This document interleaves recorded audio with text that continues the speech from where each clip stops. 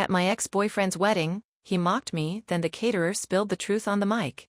I never thought I'd be the type of person who'd end up at their ex's wedding. Yet there I was, staring at this fancy cream-colored invitation with gold lettering that had just arrived in my mailbox. The kind of invitation that screams we spent way too much on these, with a little handwritten note at the bottom that read, "Hope you can make it. Would love to show you what real happiness looks like." I should have thrown it straight in the trash, but something about that smug little note made my stomach twist. It had been 8 months since my ex broke things off. 8 months of rebuilding my confidence after a 3-year relationship where I slowly realized I was being subtly torn down day by day. 8 months of finally feeling like myself again. I'm a graphic designer at a marketing agency. Nothing super glamorous, but I love what I do and I've worked hard to get where I am. My ex never seemed to think much of my career, always making little comments about how I should be aiming higher, or asking when I was going to get a real job. Rich coming from someone who jumped from one business idea to another, always claiming the next one would be his big break. When he ended things, he wasn't cruel in an obvious way, just dismissive. "I need someone who matches my ambition," he said. "Someone who gets where I'm going in life." Like I was some kind of placeholder until something better came along. And now here was this invitation, less than a year later, to his wedding. To a woman he'd apparently met just a month after our breakup. I should have said no. I had every reason to say no. But then my phone buzzed with a text from a mutual friend. "Did you get the invite? You should definitely come. Show him you've moved on. Take the high road. Take the high road." Why do people always expect the person who got hurt to take the high road? But against my better judgment, I RSVP'd yes. Maybe a part of me wanted closure. Maybe a part of me wanted to prove I was over him. Or maybe I just wanted to see if the woman he left me for was really all that special. As the wedding date approached, my anxiety ramped up. What would I wear? Who would I talk to? Most of our mutual friends had slowly drifted toward him after the breakup. I settled on a simple blue dress, nice enough for a wedding but not trying too hard. I even practiced my "I'm totally fine" smile in the mirror. The day of the wedding arrived with perfect weather, because of course it did. The venue was this upscale hotel downtown with marble floors and crystal chandeliers. The kind of place that screams, "Look how much money we spent." I tried to slip in quietly and find a seat toward the back for the ceremony. No such luck. One of his cousins spotted me and loudly called out, "Hey, you made it," which made several heads turn my way. Great. So much for flying under the radar. The ceremony itself was mercifully short. I sat there watching my ex pledge his eternal love to a woman he'd known for all of 7 months, wondering what she had that I didn't. She was pretty, sure, but not in a way that made you go wow. She seemed nice enough, from the few times I'd been around her at group gatherings before I started making excuses to avoid them. Then came the reception. I seriously considered just leaving after the ceremony, but I'd already committed to this mess. Might as well see it through. I found my assigned table, way in the back of course, and settled in with a glass of wine. "Didn't expect to see you here," said a guy sitting next to me. I recognized him as one of my ex's work friends. "I'm full of surprises," I replied, taking a larger sip of wine than was probably elegant. Bold move. Respect. The reception was in full swing when my ex caught my eye across the room. He whispered something to his new wife, and they both glanced over with matching smiles that didn't reach their eyes. My stomach nodded, but I raised my glass slightly in acknowledgement. Take the high road, right? About an hour in, after everyone had eaten, the speeches began. The best man, the maid of honor, all the usual suspects, saying all the usual things. And then my ex took the microphone. He thanked everyone for coming, said some sweet things about his new wife, and then his eyes landed on me. "I'd also like to thank all our guests for sharing this special day with us, even those who are still trying to figure out what they want in life." He paused meaningfully, his eyes still locked on mine. It takes some people longer than others to find success and happiness. But hey, at least you get to see what it looks like. The room went awkwardly quiet. A few uncomfortable chuckles broke the silence. I felt my face burning as several people at nearby tables glanced my way, some with pity, others with poorly concealed amusement. I wanted to disappear. I wanted to stand up and throw my drink in his face. I wanted to tell everyone about how he'd borrowed $3,000 from me for one of his business ventures that he never paid back. About how he'd criticized my appearance so often I developed an unhealthy relationship with food for months. About how he'd flirted with my friends when I wasn't looking. Instead, I sat there, frozen. My carefully prepared "I'm totally fine" smile cracking at the edges. As the music started up again and people returned to their conversations, I excused myself and headed for the restroom. I just needed a minute to pull myself together. The restroom was blessedly empty, and I leaned against the cool marble sink, taking deep breaths. "What are you even doing here?" I asked my reflection. My eyes were bright with unshed tears, but I refused to let them fall. I wouldn't give him the satisfaction. When I emerged from the restroom, I noticed a commotion near the kitchen doors. The head caterer, a middle-aged woman with her hair pulled back in a tight bun, was having what appeared to be a heated but hushed conversation with my ex and someone who looked like the wedding planner. The caterer's face was flushed with anger, while my ex had that familiar dismissive expression I knew all too well. As I made my way back to my table, I overheard snippets of conversation from the staff as they hurried past with trays. "Check bounced. Said we'd get the rest before service. Threatening to call his father if we don't." Interesting. I filed that information away and returned to my seat, now seeing the event with new eyes. I started noticing other things too. How the bar had mysteriously switched from top-shelf liquor to well drinks after the first hour. How my ex's new wife kept glancing nervously at her phone. How his father was having an intense conversation with the venue manager in a corner. I was contemplating whether I should just call it a night and leave when I noticed the head caterer approaching the DJ's booth. She looked determined, her jaw set in a way that made me think she wasn't just requesting a song. The DJ looked surprised, then shrugged and handed her the microphone. The music faded out, and the room quieted as the caterer stepped into the center of the dance floor. My ex's face darkened as he spotted her with the mic, and he started moving quickly toward her. Too late.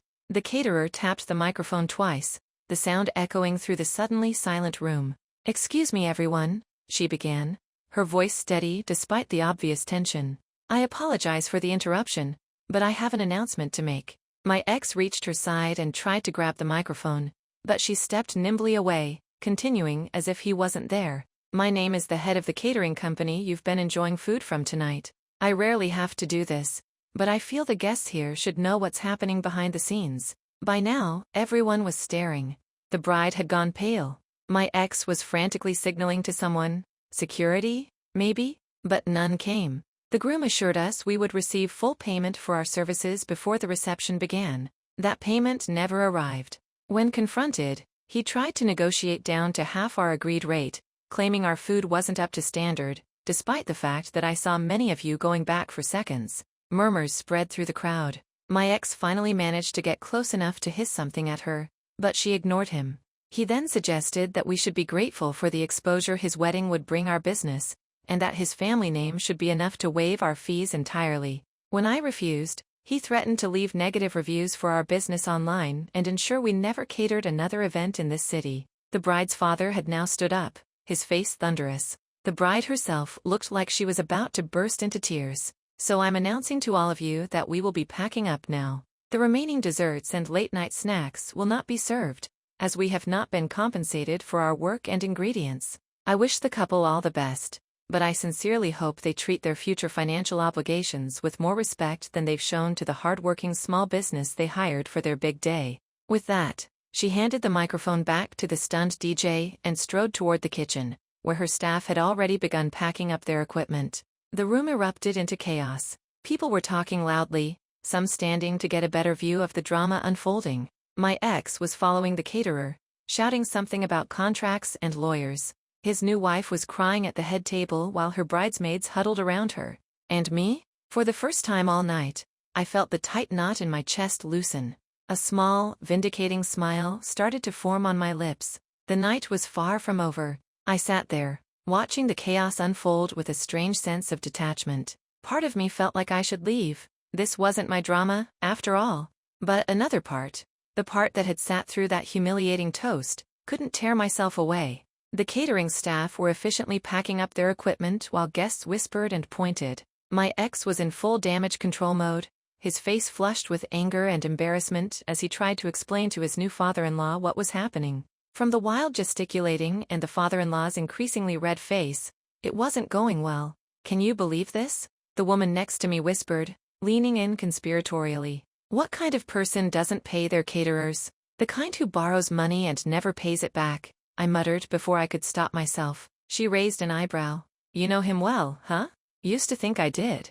The DJ, clearly unsure what to do in this situation, had put on some generic dance music that no one was dancing to. The bride was surrounded by her bridesmaids, mascara running down her face as she sobbed. People were starting to leave, murmuring awkward excuses. I caught the eye of the head caterer as she directed her staff. She didn't know me, but something in my expression must have communicated my feelings because she gave me a small, knowing nod. My ex was now at the center of the room, trying to salvage the situation. Everyone please. This is all a misunderstanding. The payment was processed. There must have been some banking error. Please, enjoy the rest of the evening. The bar is still open. That's when I noticed the bartenders looking at each other uncertainly. Apparently, they hadn't been paid either and were debating whether to follow the caterer's lead. The father of the bride approached my ex, no longer bothering to keep his voice down. You told me everything was paid for. You said your family was covering all this. It is. It will be. My ex stammered. My father's transfer must not have gone through yet. Your father told me he gave you the money weeks ago, the bride's father growled. Oh, this was getting good. I sat back in my chair, sipping what was probably going to be my last free drink of the night. The bride had now joined the conversation, her face a mess of tears and makeup. You promised me everything was taken care of. You said your family was handling everything. Honey, it is. Just let me fix this, my ex pleaded, looking increasingly desperate. Fix what? A stern voice cut through. It was my ex's father, looking like thunder. What exactly needs fixing? I'd always been a bit intimidated by his father, a successful businessman who'd built his empire from scratch and expected nothing less than perfection from his son. From the look on his face, my ex had fallen well short of those expectations tonight. Dad, there's just been a misunderstanding with the caterers, my ex said quickly. They're claiming they weren't paid? Claiming? The head caterer had returned, clearly having overheard. Sir, we have the bounce check right here. She pulled a piece of paper from her pocket, along with our contract clearly stating payment was due in full 1 week before the event. We agreed to accept a late payment today as a courtesy, which never materialized. I gave you the money for this 3 weeks ago, his father said, his voice dangerously quiet. $20,000. Where is it? The room had gone silent again, everyone watching this family drama unfold like it was a reality TV show. My ex looked trapped. There were other expenses. The honeymoon deposit, and some investments came up that couldn't wait. Investments? His new wife shrieked. What investments? Dad, I can explain everything, my ex said. But can we please do this in private? Too late. The wedding had devolved into a complete disaster. The flower arrangements that probably cost a fortune were being ignored. The elaborate lighting setup that I'm sure he'd insisted on was illuminating nothing but his own humiliation. As if things couldn't get worse for him, that's when the venue manager approached, a thin man in a sleek suit with a clipboard. Excuse me, sir, but we've just been informed by your bank that the final venue payment, which was due yesterday, hasn't cleared either. The bride's father looked like he might have a heart attack. You haven't paid for the venue? The ceremony was hours ago. I can explain, my ex repeated weakly. Oh, I think you've explained plenty, his new wife said, her voice shaking. All that talk about your successful investments, the house you were going to buy us, was any of it true? The look on my ex's face said it all. That's when I decided to get involved. Not because I needed to add to his misery, he was doing a fine job of that himself, but because something about seeing him squirm made me want to set the record straight about a few things. I stood up and walked calmly to where the small crowd had gathered around my ex. All eyes turned to me, and I could see recognition and then alarm flash across his face. Hi, I said simply, looking directly at him. I couldn't help overhearing about these payment issues. It brought back memories. This isn't a good time, my ex said through gritted teeth. Actually, I think it's the perfect time, I replied, my voice steady. I turned to address his father, who was looking at me with confusion. Sir, you might not remember me, but I dated your son for 3 years. During that time, he borrowed $3,000 from me for what he called a can't-miss investment opportunity. Said he'd pay me back with interest within a month. His father's expression darkened further. That was 4 years ago, I continued. I never saw a penny of it back. When I'd bring it up, he'd tell me I was being petty about money, that it showed a lack of faith in him. I was going to pay you back, my ex interjected weakly. When? I asked. Before or after you mocked me in front of all your wedding guests for not being as successful as you? Murmurs spread through the crowd. People were connecting the dots from his earlier toast. That's not what I meant. He tried to backpedal. Wasn't it though? I kept my voice level. You've always been great at making promises and terrible at keeping them. You talk about success, but success isn't just about appearances. It's about integrity. It's about honoring your commitments, whether they're to a caterer, a venue, or the woman who supported you for years while you chased one failed scheme after another. The bride was looking at me with new interest. Mascara streaked down her face. He borrowed money from you too? I nodded. Let me guess. He had some amazing investment opportunity that needed cash right away? Too good to pass up? Her face told me I'd hit the mark. He does this, I said, addressing not just her but the whole room. He charms people, makes big promises, borrows money, and then there's always some excuse when it's time to pay up. There's always another opportunity right around the corner that's going to solve everything. That's not fair, my ex protested, but his voice lacked conviction. Isn't it? I raised an eyebrow. Tell me, that business you were starting when we broke up, the one that was going to make you rich? Whatever happened to that? He had no answer. His father stepped forward. Young lady, I apologize if my son has treated you poorly. It seems he has a lot to answer for tonight. He turned to my ex, his expression grim. We'll discuss this at home. In detail. My ex looked desperate. Dad, I can fix this. I just need a little more time.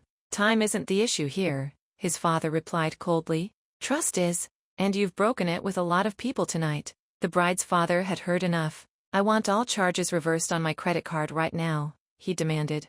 Every single one you put on there for this farce. Sir, I can't just. You can and you will, the older man growled. Or I'll have my lawyer contact you first thing tomorrow about annulment proceedings and fraud charges. The room was buzzing now.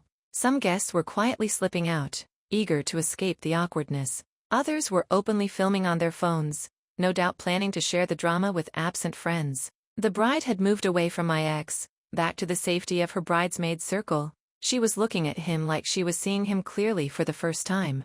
And me? I felt strangely calm. Vindicated, yes, but also sad. Not for him, he'd brought this all on himself, but for all the time I'd wasted believing his lies, doubting myself when he'd make me feel small for questioning his grandiose plans. My ex was still trying to salvage something from the wreckage. Everyone, please. This is all just a big misunderstanding. If you could all just. That's when the venue manager stepped in again. Sir, I'm afraid I'm going to have to ask everyone to leave. Since the final payment hasn't been received, we can't continue to host this event. You can't just shut down my wedding. I'm afraid we can, the manager replied firmly. And we are. The lights came up fully, breaking the romantic ambiance and revealing the half-dismantled catering stations, the abandoned centerpieces, and a room full of confused and embarrassed guests. In that bright, unflattering light, I could see my ex for what he truly was, not the confident, successful man he pretended to be, but a fraud who built his life on empty promises and other people's money. He caught my eye across the room, and for a moment, I saw a flash of the charm that had once won me over, the look that said, help me out here and I'll make it worth your while. I'd fallen for that look so many times before. Not anymore. I turned and walked toward the exit, head held high. As I passed the caterer, who was supervising the last of her staff's exodus, I stopped briefly. Thank you, I said quietly. She looked surprised. For what? For having the courage to speak up, I replied. Not everyone does. She smiled, a tired but genuine smile. Sometimes you just reach your breaking point, you know? When you realize someone's counting on you not making a scene, so they can keep taking advantage. I nodded, understanding completely. Well, your breaking point just saved that poor woman from years of what I went through, even if she doesn't realize it yet. The caterer glanced over at the bride, who was now sitting alone at the head table, staring blankly into space while the guests filtered out around her. You think she'll actually leave him? The caterer asked. I hope so, I said. But either way, at least she's seen the truth before they've bought a house together or had kids. That's something. I walked out into the cool night air, feeling lighter than I had in months. Behind me, I could hear raised voices. My ex, his father, the bride's family, still arguing over who was responsible for this disaster. It wasn't my problem anymore. I took a deep breath and smiled to myself. Sometimes karma doesn't need any help from us. Sometimes all we need to do is sit back and let people reveal themselves for who they truly are. I was about to call a ride when my phone buzzed with a text. It was from the mutual friend who'd convinced me to come to this wedding in the first place. OMG, are you still there? Everyone's posting about some huge drama. I typed back, just left. Long story. Let's get coffee tomorrow and I'll tell you everything. Another buzz. Was it awful seeing them together? I thought about it for a moment. Actually, it was the most satisfying night I've had in a long time. As I waited for my ride, I looked back at the venue one last time. Guests were streaming out now, talking excitedly among themselves. The bride's parents were escorting her to their car, her new husband nowhere in sight. My ride pulled up, and I slid into the back seat with a contented sigh. "Good night?" the driver asked conversationally. "You have no idea," I replied, smiling to myself. But the night wasn't over quite yet. As my driver pulled away from the curb, my phone rang. Unknown number. "Curious," I answered. "Hello? It's me." My ex's voice, sounding strained. "We need to talk." I almost laughed. "No, we really don't. Look, what you did in there. That wasn't fair." "What wasn't fair? Me telling the truth? Or you humiliating me in front of everyone with that toast?" He sighed heavily. "I didn't mean it like that. I was just trying to be funny." "Hilarious," I said flatly. "Is that why you called? To explain your brilliant comedy routine?" "No, He paused. "I need to borrow some money." This time I did laugh. A genuine burst of incredulous laughter. "You cannot be serious right now. Just to get through the next few weeks. My dad's furious, he's threatening to cut me off completely, and the venue is talking about legal action if I don't pay by Monday. And this concerns me how, exactly? Come on," he pleaded, his voice taking on that familiar cajoling tone that used to work so well on me. "I know I still owe you from before, but I'm good for it. I've got this new opportunity lined up that's a sure thing." "Stop." I cut him off. "Just stop. You haven't changed at all, have you? Still looking for someone else to bail you out? Still thinking you can charm your way out of the messes you make? That's not fair," he protested. "I'm going through a really tough time here." "A tough time of your own making," I pointed out. "And the answer is no. Not just no, but absolutely never in a million years no. I wouldn't lend you a penny if you were the last person on earth." "Fine," he snapped, his tone instantly changing from pleading to angry. "I always knew you were petty about money. That's why things never would have worked between us long term."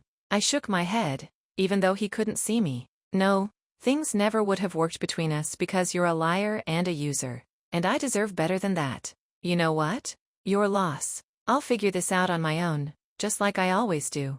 "Good luck with that," I said sincerely. "I genuinely hope you get the help you need, because this pattern isn't working for you. But that help won't be coming from me. Goodbye." I hung up before he could respond and blocked his number. For good measure, I opened my social media apps and blocked him there too.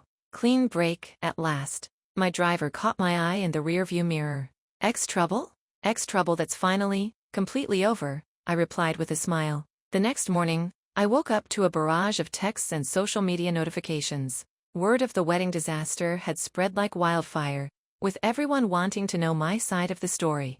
I ignored most of them, responding only to my closest friends with a simple "I'll fill you in later." I met my friend for coffee as promised. She was practically vibrating with curiosity as I walked in. "Okay, spill everything," she demanded as soon as I sat down. "The group chat is on fire. People are saying the caterers walked out, and something about bounced checks." I gave her the abbreviated version, leaving out some of the more personal details.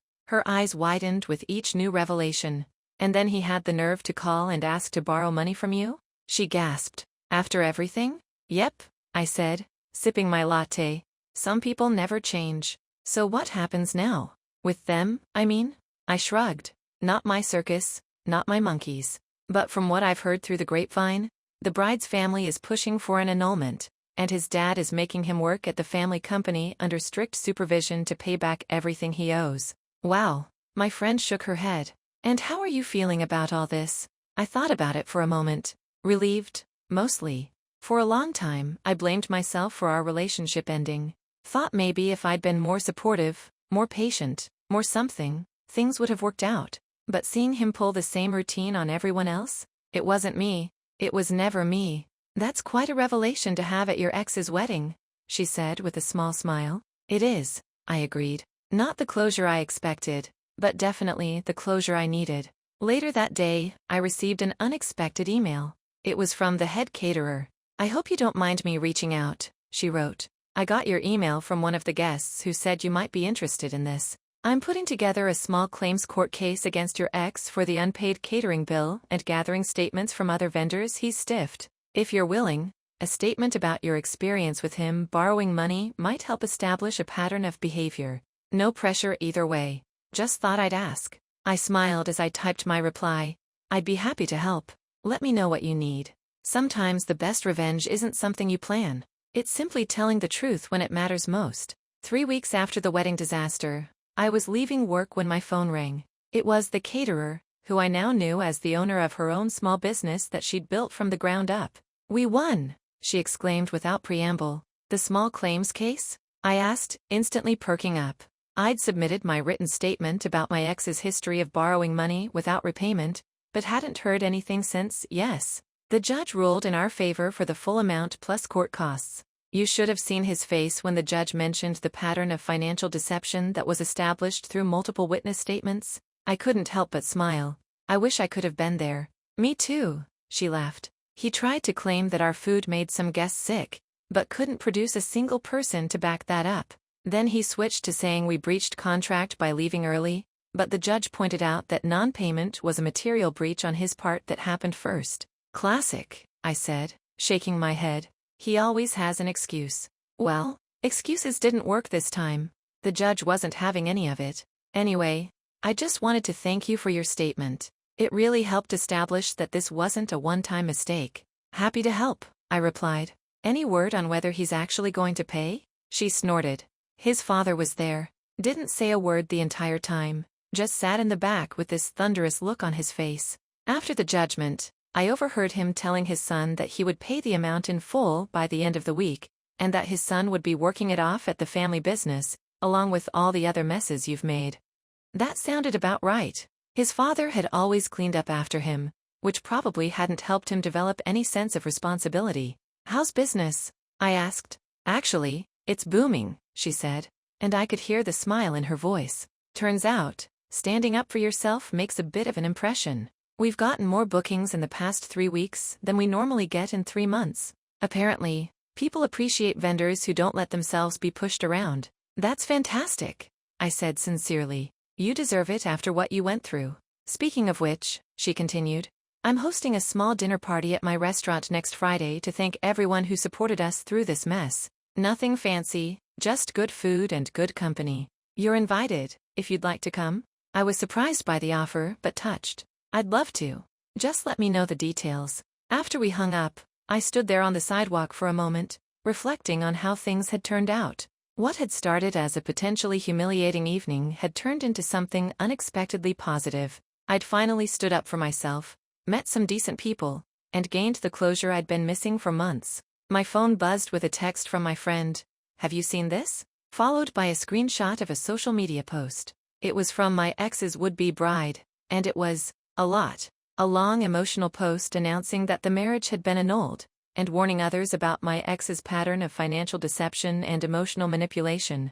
She didn't name him directly, but anyone who knew them would know exactly who she was talking about. Wow, I texted back. That's intense. She reached out to me yesterday, my friend replied. Wanted to know more about what he was like when you dated him. I told her to contact you directly if she wanted that info. As if on cue, a message request popped up on my social media. It was from her. I hesitated for a moment before accepting it. Hi, her message read. I hope it's okay to contact you like this. I'm still trying to make sense of everything that happened, and I was hoping we could talk sometime. I understand if you'd rather not. I thought about it for a moment. Part of me wanted nothing to do with any of it anymore, but another part felt sorry for her. She'd been duped even worse than I had, and at least I'd escaped before saying I do. Sure, I wrote back. I'm free this weekend if you want to grab coffee. We agreed to meet at a quiet cafe on Saturday morning. I got there early, a habit I'd developed to calm my nerves before potentially stressful situations. She arrived exactly on time, looking nothing like the glamorous bride I'd seen at the wedding. Her hair was pulled back in a simple ponytail.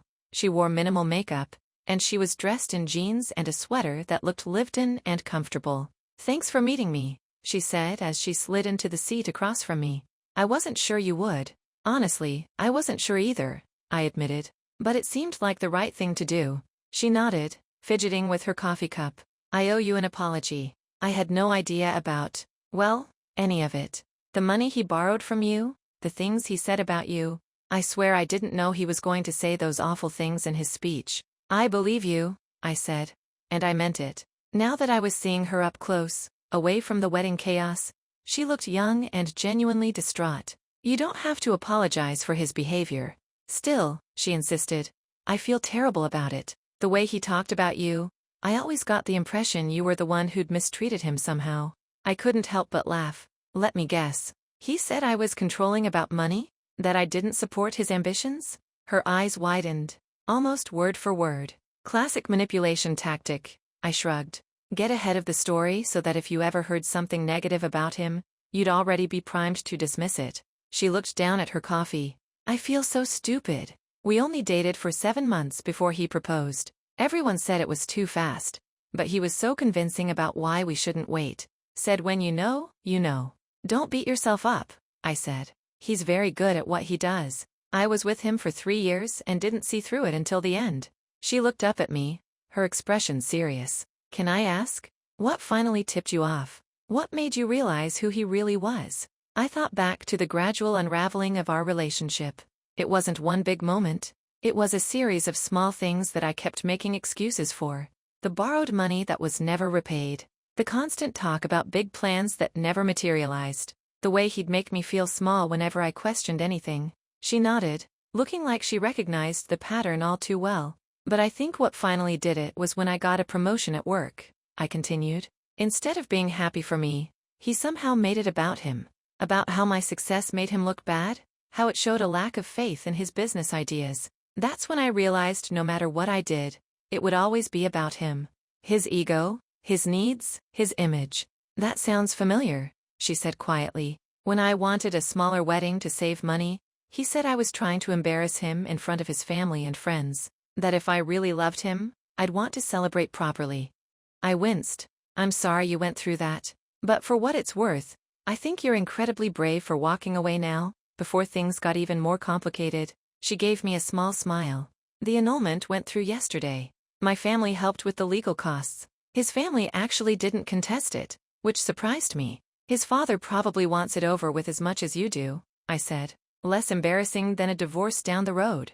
We talked for nearly 2 hours, swapping stories and gradually moving from the heavy topic of my ex to other things. Our jobs, our hobbies, books we'd read recently. It turned out we had a lot more in common than just our bad taste in men.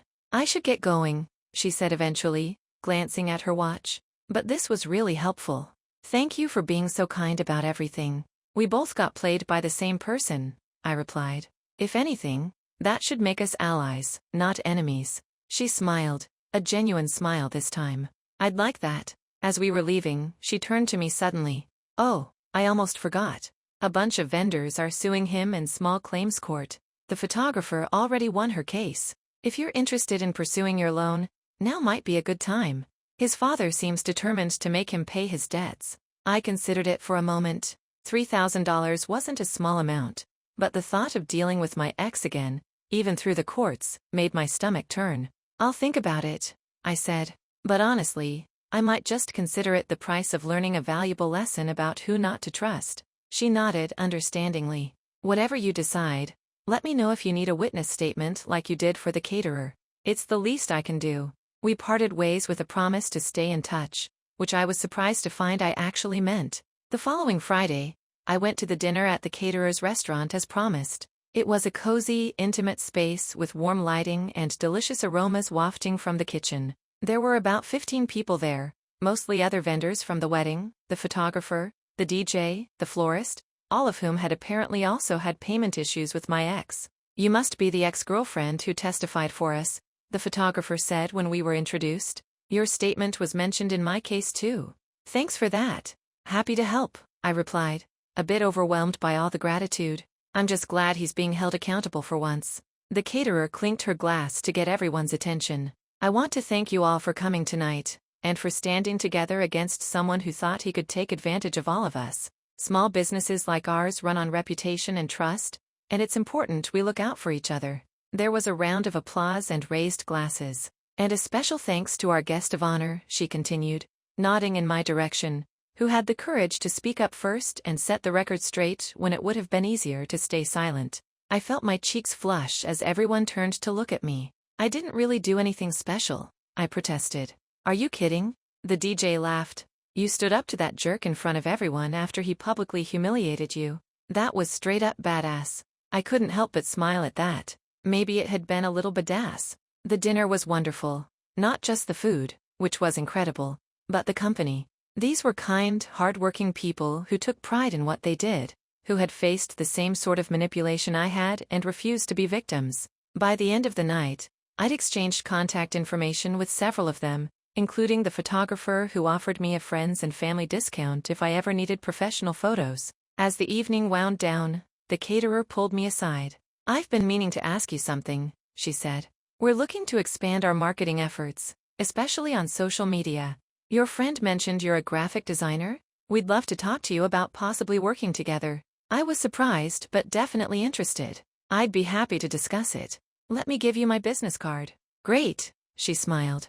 And regardless of whether that works out, I hope you'll stay in touch. You seem like good people, and good people should stick together. I left the dinner feeling more optimistic than I had in months. What had started as a potentially humiliating night at my ex's wedding had somehow led to new friendships, potential business opportunities, and a renewed sense of self-worth. The following Monday, I decided to file my own small claims court case for the unpaid loan. It wasn't just about the money anymore. It was about holding him accountable and standing up for myself one final time. The case was straightforward. I had text messages and emails where he'd acknowledged the loan and promised to repay it. I had bank records showing the transfer to his account. And now, thanks to the other cases, there was an established pattern of him failing to repay his debts. The hearing was scheduled for a month later. I was nervous as the date approached, but I prepared meticulously, organizing all my evidence and practicing what I would say. When the day arrived, I walked into the courthouse with my head held high. My ex was already there, looking sullen and avoiding eye contact. His father sat beside him, his expression grim. The judge listened to both sides. My ex tried to claim the money had been a gift, not a loan. But his argument fell apart when I presented the texts where he'd explicitly promised to repay me as soon as this investment pays off. And did this investment ever pay off? The judge asked him. Not yet, he mumbled. But it will. It's a long-term thing. The judge looked unimpressed. Based on the evidence presented, I find in favor of the plaintiff in the amount of $3,000, plus court costs and filing fees. It was over in less than 30 minutes. As I gathered my things, my ex's father approached me. I want to apologize for my son's behavior, he said stiffly. The judgment will be paid in full by the end of the week. I nodded, not quite sure what to say. Thank you. I also want you to know that he's in therapy now, he continued, lowering his voice. This pattern of behavior, it stops now. I hope that helps him, I said sincerely. Despite everything, I didn't wish him ill. I just wanted him to stop hurting people. True to his word, the full amount plus court costs appeared in my bank account 3 days later. I decided to put most of it into savings, but used a small portion to treat myself to a weekend getaway at a nearby spa resort, something my ex had always called a frivolous waste of money. It turned out to be exactly what I needed. 2 days of relaxation, reflection, and planning for the future. I even started sketching ideas for the caterer's new social media campaign, feeling inspired and creative for the first time in ages. While I was there, I received a message from my ex's former bride. She'd been busy with her own fresh start, moving to a new apartment and focusing on her career. We'd kept in loose touch, checking in on each other occasionally. Her message included a link to a news article about a local business development project that had fallen through. Isn't this the can't-miss investment opportunity he was always talking about? She asked. It was indeed. The article detailed how investors had pulled out after discovering financial irregularities in the business plan. No charges had been filed, but the project was dead in the water. Looks like we both dodged a bullet, I replied. In more ways than one, she wrote back. I heard through mutual friends that he's telling everyone I was emotionally unstable and that's why things fell apart. Classic him, right? Always someone else's fault, I agreed. But we know the truth. And we did.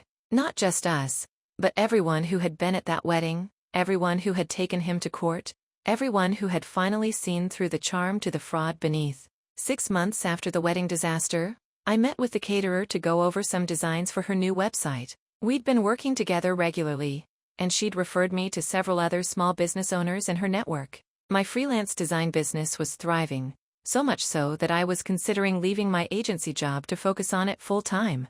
By the way, she said as we were wrapping up, guess who called trying to book us for an event last week? No, I gasped. He didn't. She nodded, smirking. His company's holiday party. Obviously, I declined. I can't believe he'd have the nerve, I laughed. Some people never learn, she shrugged. But enough about him.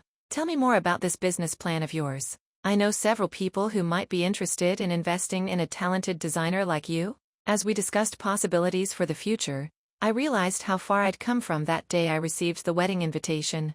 Back then, I'd felt small, insignificant, still carrying the weight of a relationship that had diminished me. Now, I was building something of my own, surrounded by people who valued my talents and respected my boundaries. Later that night, as I was updating my portfolio website, I came across an old project I'd worked on during my relationship with my ex. It was good work, but I could see how I'd played it safe, how I'd downplayed my more creative instincts because he'd always criticized them as unmarketable. I archived the project, not out of shame but as a reminder of how far I'd come. Then I uploaded my newest pieces, bold, innovative designs that had won me praise from clients and peers alike. My phone buzzed with a text from a number I didn't recognize. Hey, it's me. Got a new number. I've been doing a lot of thinking and I owe you an apology. Can we meet for coffee sometime?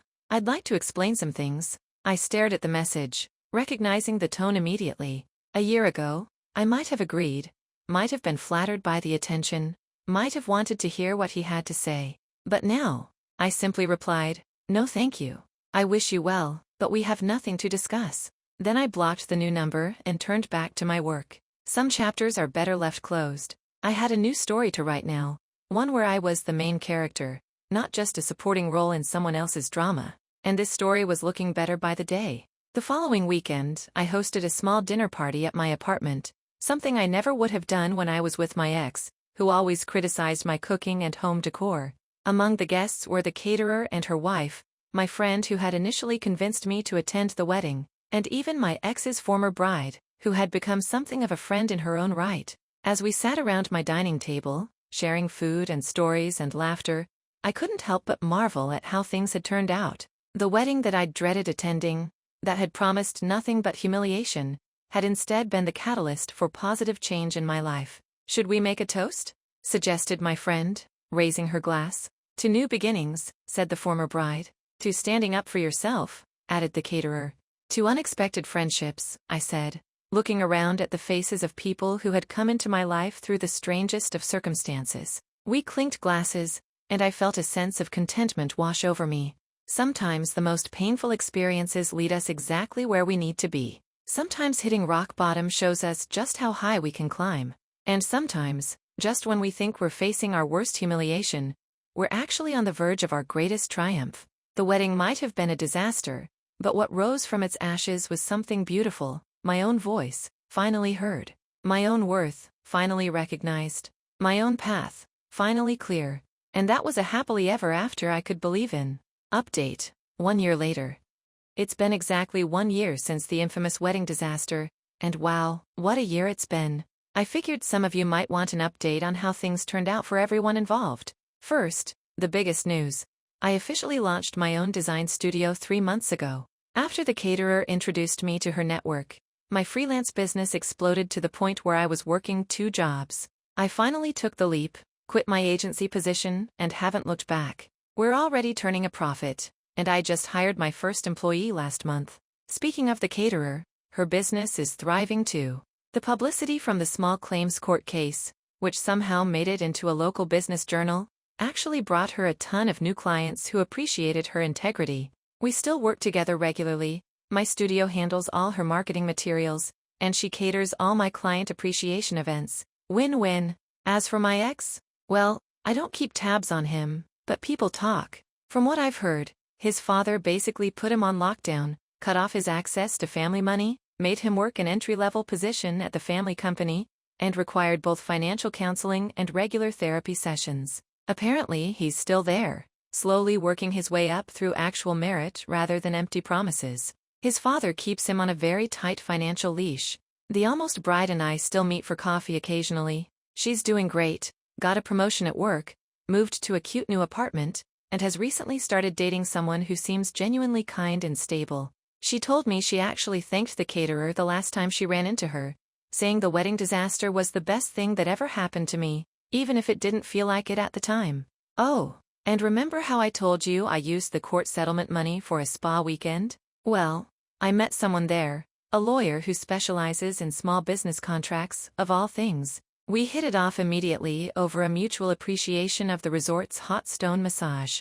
We've been dating for about 7 months now, taking things slow and steady. He's thoughtful, honest, and actually listens when I talk. Plus, he reviews all my business contracts for free, which is a definite perk. Last month, the strangest thing happened. I received a letter, an actual handwritten letter, from my ex. At first, I was tempted to throw it away unread, but curiosity got the better of me.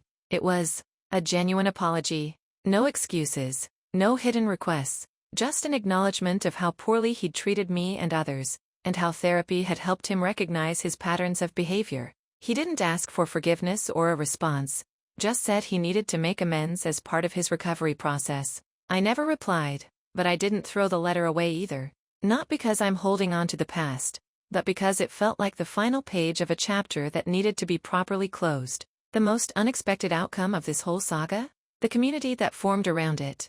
The wedding vendors who were stiffed have formed a tight-knit business network, referring clients to each other and even hosting quarterly dinners where we all exchange stories and advice. There's talk of formalizing it into some kind of local business alliance. So that's where things stand a year later, from humiliation to vindication to genuine happiness. Looking back, I almost want to thank my ex for sending that wedding invitation. Almost. If there's a lesson in all this, I think it's that sometimes the things we fear the most, confrontation, public embarrassment, standing up for ourselves, are exactly what we need to break free from old patterns and find our true worth. That, and always, always pay your caterer.